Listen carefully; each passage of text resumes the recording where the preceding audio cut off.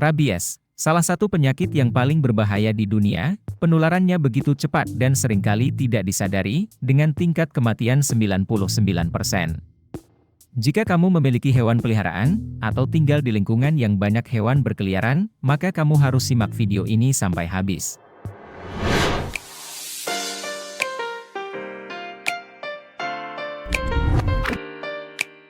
Setiap tahunnya, ribuan orang di seluruh dunia terinfeksi virus mematikan ini melalui gigitan hewan yang terinfeksi.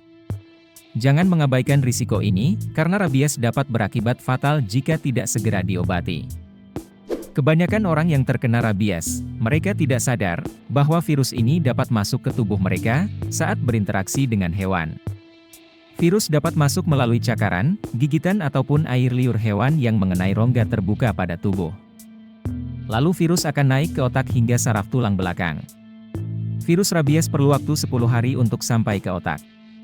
Dan butuh waktu 1 bulan, hingga 1 tahun masa inkubasi bagi virus, untuk menimbulkan gejala rabies pada tubuhmu.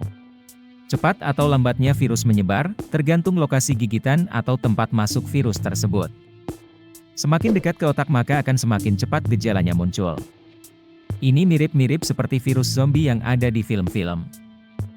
Setelah masa inkubasi, maka orang yang terkena rabies akan merasakan gejala seperti flu, demam, kesemutan, sakit kepala, mual dan muntah, gelisah, bingung atau merasa terancam tanpa sebab.